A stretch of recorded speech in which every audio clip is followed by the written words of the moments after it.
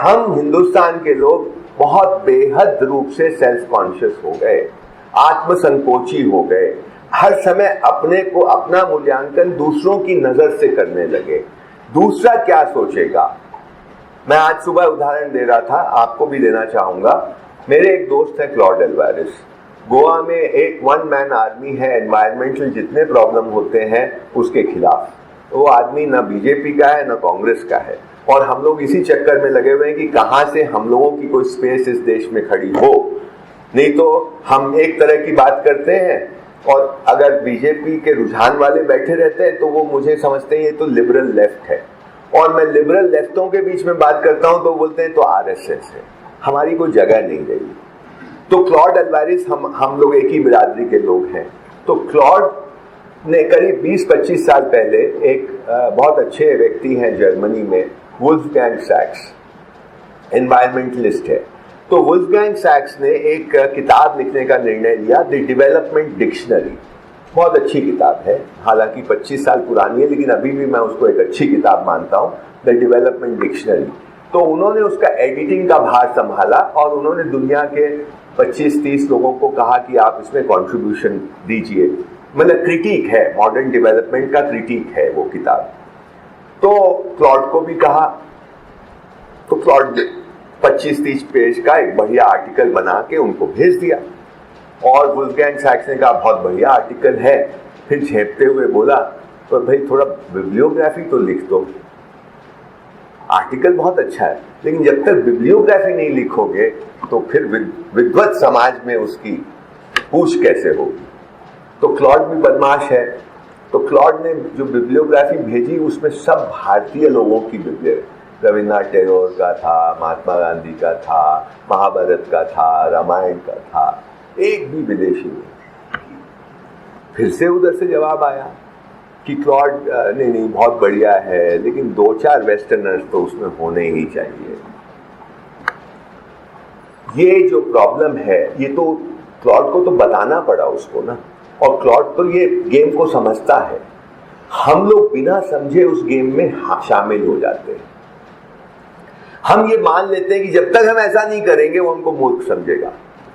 ये कॉन्फिडेंस ही हम में नहीं रहा कि हम अपनी बात अपने ढंग से करें।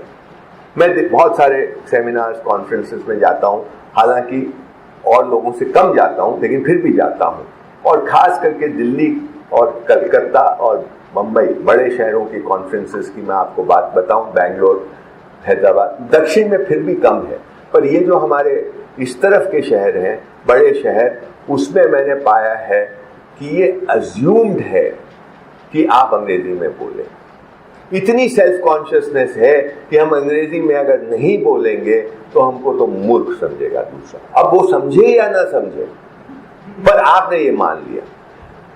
ये बहुत खराब लगता होगा, कुछ लोगों को लगेगा, लेकिन मैं एकदम डंके की चोट पे ये बात को अगर महीन बारीकी में जाएं तो ये एक अंदर में है हमारे कि अंग्रेजी जब तक नहीं बोलेंगे हमको कोई सभ्य नहीं मानेगा, हमको कोई विद्वान नहीं मानेगा, हमको कोई पढ़ा लिखा नहीं मानेगा, वगैरह वगैरह वगैरह। आप जैसे माहौल में उस तरह से आप देख लीजिए, उसके कई परतें हैं ऊपर से लेके नीचे तक। एक तो ये। दूसरा, जब तक आप 4-5 विदेशियों को कोट न कर ले और उसका रेफरेंस न दे दे, तब तक आप मूर्ख समझे जाते हैं। ऐसा भी मान लिया गया है। समझे जाते हैं या नहीं समझे जाते हैं मैं नहीं जानता, लेकिन ऐसा मान लिया गया है। और मैं कई बार बात करता हूं, और मैं आपसे ईमानदारी से कहता हूं कि मेरी समझ धर्मपाल, महात्मा गांधी इत्यादि इत्यादि, और भी उसमें 10-15 नाम हैं, सबके सब हमारे देश के लोग हैं, चाहे वो चले गए चाहे वो जिंदा है, पर हैं हमारे देश के। और जब मैं बात करता हूं तो मेरे पास बाद में लोग मिलने आते हैं, हाँ ये तो हार्वर्ड गार्डनर कह रहे थे, आप वही बात कह रहे थे।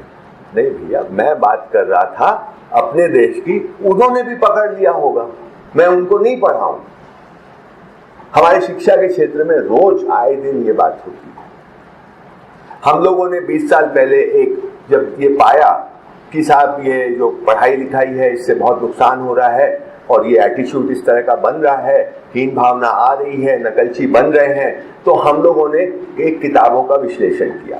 हमने तमिलनाडु की भी किताबों का विश्लेषण किया, हमने सीबीएसई की किताबों का भी विश्लेषण किया, आईसीएसई की किताबों का भी विश्लेषण किया, शिशु मंदिर और आरएसएस की किताबों का भी विश्लेषण किया। जरूरी था, क्योंकि हम ये समझना चाहते थे कि अपने आप को अलग क्लेम करते हैं, उनकी किताब भी देख ली जाए। यूपी बोर्ड और उत्तराखंड बोर्ड का भी किया।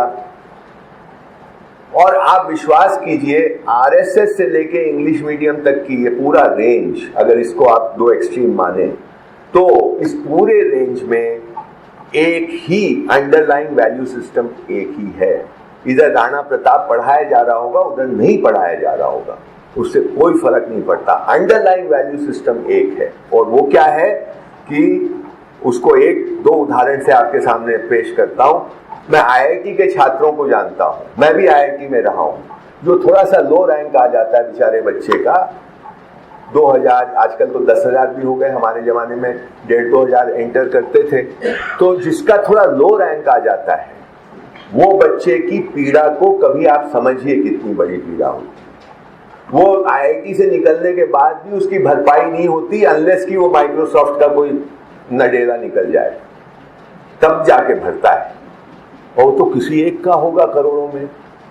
ये बाकी घाव लिए रहते हैं। मैं ट्रिपल आईआईटी में जाता हूं, बच्चों से जब अंतरंग बात होती है, बहुत बढ़िया कॉलेज है, वो इस बात का रोना रोते हैं कि आईआईटी में नहीं निकल पाए। और ये आप मामूली मत समझिए, ये मनोवैज्ञानिक रूप से it's a violence of the highest order. और वो छुपाता है उसको, और वो छुपाता जब है अपनी घाव को, इस तरह के साइकोलॉजिकल पीड़ा को, तो एरोगेंस में परिवर्तित होती है। वो घिघी नहीं करेगा, वो एरोगेंट होता है। और वो भी मतलब उसके लिए घातक है। तो ये जो घाव है, आप आईआईटी में इसको अगर आप स्टडी कराएं, आप पाएंगे कि कितने आपके छात्र जो बेचारे कंप्यूटर साइंस और इलेक्ट्रॉनिक्स में एडमिशन नहीं मिल पाया जिनको, उनकी जरा सर्वे करके देखिए क्या हाल है।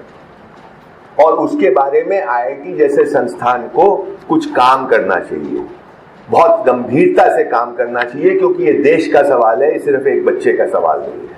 ये जो फांसी लगाते हैं हर साल आईआईटी के छात्र, हर साल 5-6 की तो बलि होती ही है, कोटा वाले को मिला ले तो, इस पर हमको बहुत गंभीर, ये हीन भावना का सवाल है। तो ये हीन भावना को पूरा देश ग्रसित है। मैं आपको बताऊं, मैं नाम नहीं लूंगा बड़े लोगों का, कहीं हम पे केस वेस हो जाए, लेकिन ऊपर से लेके नीचे तक, और मैं बहुत सारे बड़े लोगों को जानता हूं, और पहले तो और भी लोगों को जानता हूं, ऊपर से लेके नीचे तक ये कहीं ना कहीं रहता है। कोई उसको कपड़े पहन के ठीक करने की चेष्टा करता है, कोई एक्सेंटेड अंग्रेजी बोल के ठीक करने की चेष्टा करता है, कोई किसी तरह, ये सब विकृतियां निकलती रहती हैं। तो ये देश सहज कैसे बने, ये देश में पुनः आत्मविश्वास कैसे आए?